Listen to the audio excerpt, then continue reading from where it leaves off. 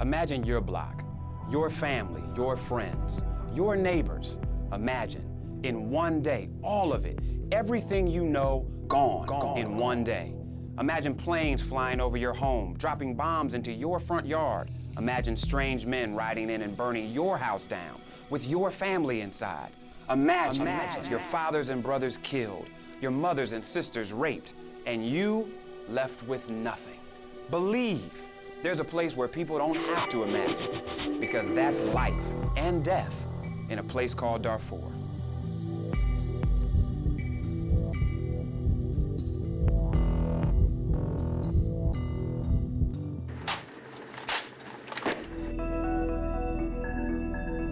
One year after war broke out in Darfur, the United Nations called it the worst humanitarian crisis in the world.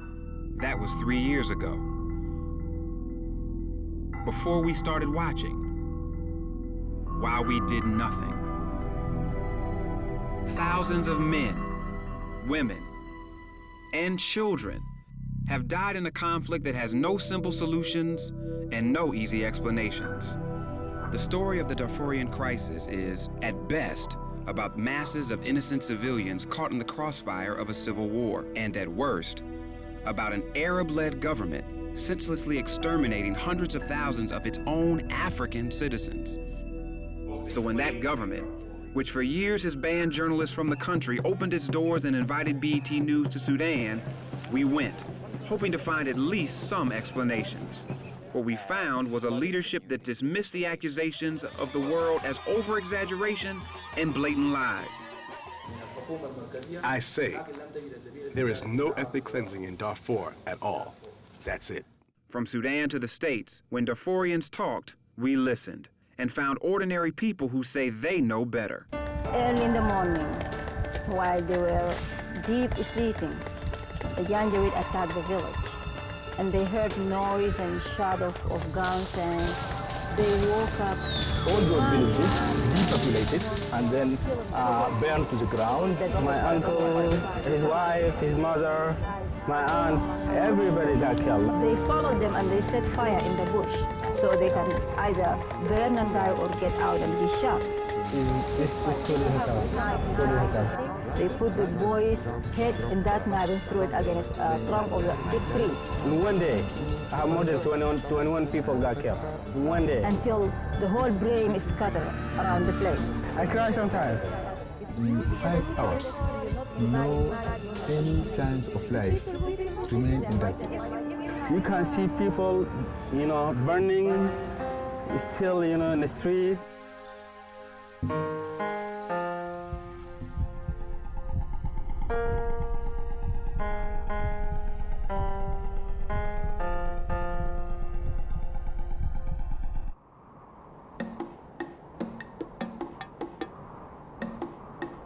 The 4-year conflict in Darfur has its roots in hundreds of years of Sudanese history. We have 3 different kingdoms. Sudan was the greatest African kingdoms in a continent. Intermarriage and Islam brought Arab nomads and the indigenous African descendants of ancient Nubian kingdoms together over the centuries. The Arab nomads who traveled in search of land to graze their animals and the African tribes who farmed and worked the land have historically clashed and compromised over shared resources. But drought and the availability of fertile land meant more people sharing less resources, and Arab nomads looking to claim the territory they had once shared. The Arabs had less, and at one point they felt like they don't have all what African people have. The conflict has often been called a clash between light-skinned Arabs versus dark-skinned Africans. But the reality isn't that simple. Whether they categorize themselves Arab or non-Arab Africans, there are those on both sides of the conflict who fit easily into the black box here in the States. There are Arabs that are darker than me. That doesn't mean their mentality is not Arab mentality. They live as Arabs, they speak only Arabic, they don't speak any African dialect, and they perceive themselves as Arab. They look down on other African tribes. Doesn't matter how light you are, doesn't matter how dark you are. We only know the differences. The government of Sudan went to the Arab people and tell them, oh, you, come. Those black people want to eliminate you, want to wipe you out of the map of Darfur, and they want to create their own country in this place. you have only one choice, to fight beside the government of Sudan to defeat them and to take the land of those people. The suggestion that the government of Sudan is arming and using Arab Darfurians to eliminate their non-Arab countrymen has prompted many to evoke a word that has only been used to describe some of world history's most chilling chapters: genocide. But not everyone is so quick to apply the label of genocide to the killings in Darfur. The U.S. and several humanitarian agencies say yes. My administration has called these actions by their rightful name: genocide. The United Nations says no. Theories justifying the conflict in Darfur have ranged from lofty to ludicrous. While the rebel factions claim they're fighting for the liberation of Darfur's people, the government says it's a victim of the West's anti-Arab agenda. So ultimately, you're asserting that the U.S. government and outside forces are pushing whatever buttons they can in Sudan. We have full information of the USA's urge for promotion of the conflict in Darfur. They made the big information and media propaganda for the problem of Darfur. They use the words that are propagative to the international community, and that is genocide and rape and ethnic cleansing. What is America's ulterior motive? We think that the issue is an issue of a gender of an influential lobbying force inside the United States. We think that the Zionist lobby is the main lobby against the Sudan. But for many Darfurians, the Sudanese government's genocidal intent has become a fact of life. It started as genocide because it was only targeting a certain group of people for their ethnic background, for who they were. A government using the state power to kill powerless, poor people, armless, in their own villages and cities. Still to come, find out what happened to Darfur's vanishing villages.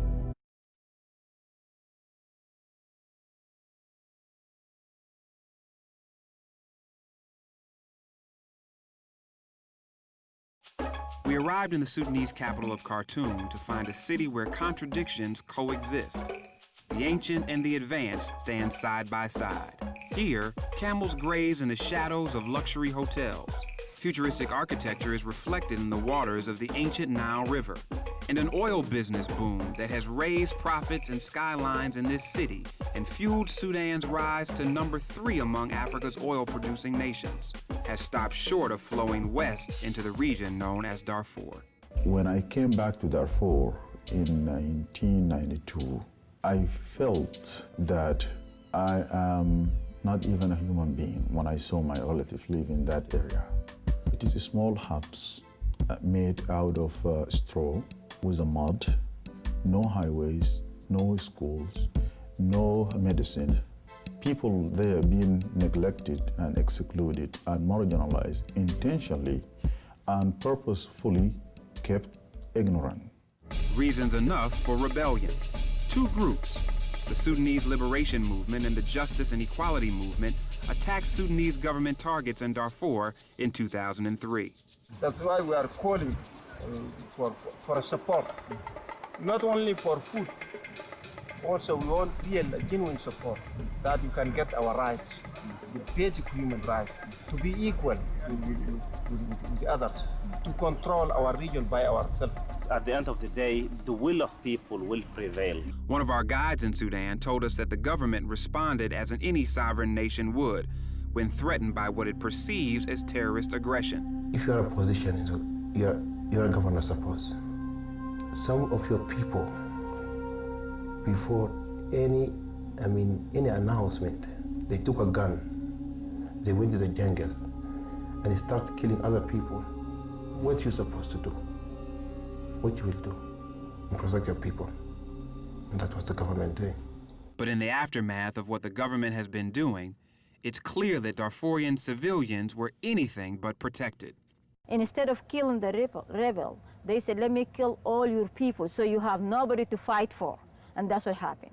These images are satellite photos taken before and after the government allegedly initiated a scorched earth policy of burning villages where rebels were believed to be hiding. In village after village, where there was once life and civilizations, only charred and blackened earth remains. More than 95% of the destroyed villages in Darfur by direct Sudanese warplane attack. So the government of Sudan used the warplanes to bomb the villages and kill the people. According to reports from the United Nations and humanitarian agencies, they used a militia of armed Arab horse and camel riders known as the Janjaweed to wipe out everything that was left after the aerial assault. And the testimonies were always consistent.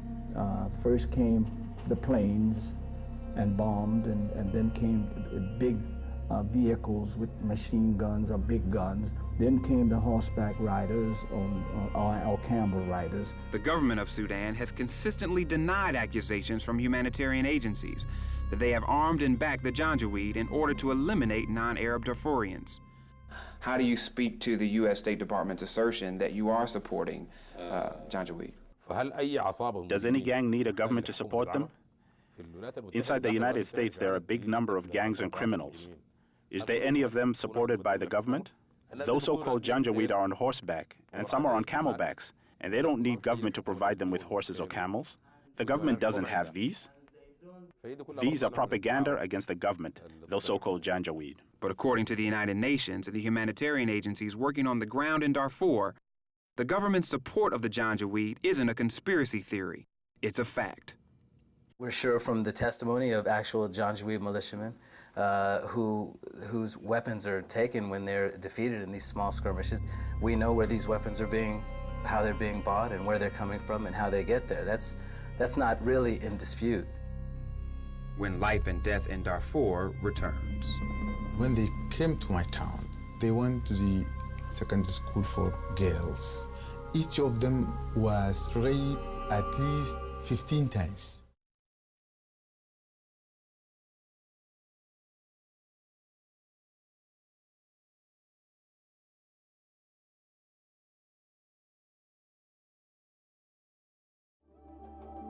From the start of this conflict in 2003 until today, millions of Darfurians have fled the remains of their villages to settle near Sudan's cities and camps for internally displaced people. Hundreds of thousands spill into camps across the border in the neighboring country of Chad. According to one of the most reliable estimates to date, from a study published in Science magazine last year, between 200,000 and 400,000 people have died due to the killings, starvation, exposure to the elements, and disease. But even these numbers, calculated by humanitarian agencies, are a source of contention with the Sudanese government. So it's the responsibility of those in power to count the number of those killed, and that number is between 8,000 to 9,000. The number of the IDPs is around 600,000. But alongside the official counts of agencies and governments are the tallies of Darfurians, who only need to remember the villages that vanished and the inhabitants who vanished along with them. The bones of the people and their skeleton are everywhere between Tawila and al-Bashir. And even inside Tawila, you can walk on bones of people. If you count these dead bodies or the skeletons or bones, you can understand where these numbers come. There are more than 4,000 places like my town. Disappeared completely. The conflict in Darfur, for the most part, a fight between men with guns. But untold numbers of Darfurian women have been the victim of another kind of weapon. When they came to my town, Tawila, first thing they went to the Tawila High Secondary School for girls. Each of them was raped at least 15 times by more than different 15 persons. Stories like these, of groups of women being raped repeatedly by militiamen, are not uncommon in Darfur. This woman told aid workers that she was kidnapped by the Janjaweed and held for 3 months. During the day, she was forced to cook and clean for them. And some nights, she said she was raped by as many as 10 men.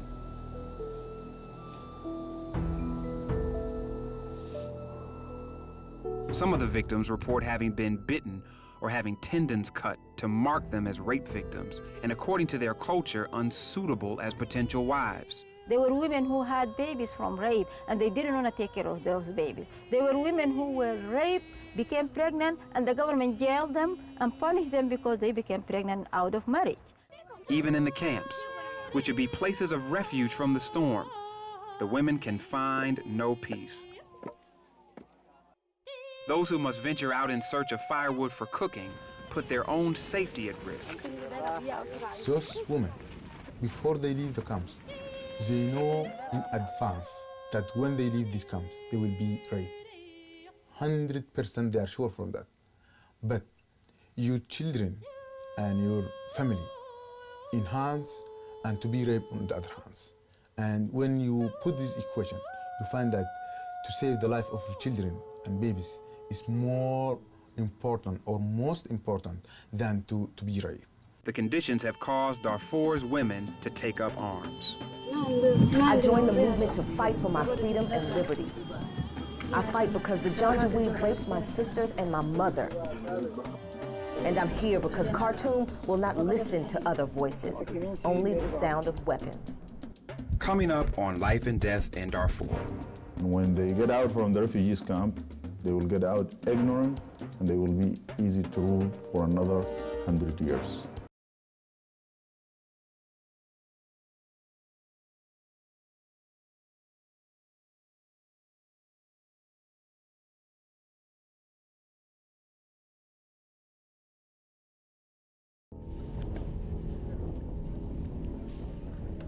Life remains bleak for survivors of the conflict.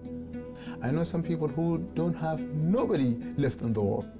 The millions who managed to escape the murderous reign of the Janjaweed and violence from the rebel factions must now live at the mercy of others. More than 2 million people, they are completely dependent on foreign aid, humanitarian aid, including those now in IDP camps. But instead of offering sanctuary and security, many camps simply provide suffering and starvation. There is lack of food, there is lack of medicine, the people die of hunger, children die of malnutrition, and there is lack of security.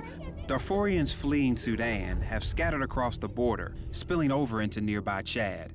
Meager rations from aid groups have forced refugees in some Chadian camps to seek other means of survival, leading to deadly clashes. There are some incidents that every day between 2 to 3 people will be killed by the Chadian people who are around the camps. Not because they want to kill, but because they find themselves in fighting. Don't take this, I will take it, I will not, don't take. And for all of Darfur's players, the Arab tribes, the people corralled into camps, and those given political asylum abroad, the conflict may soon wipe out the culture and civilization of Darfur's African natives, much like slavery robbed us.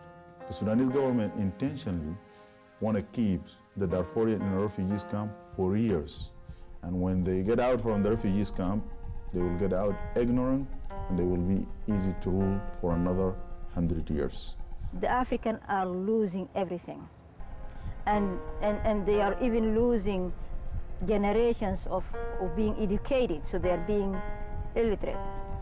And their farms, their animals, they're taken away or killed. Although worldwide concern may have finally forced Bashir to allow increased international action, the UN Security Council's recent authorization for 26,000 peacekeepers could just further complicate the already grave situation. Even if the United Nations can bring security there and put them back, they have nothing to live off.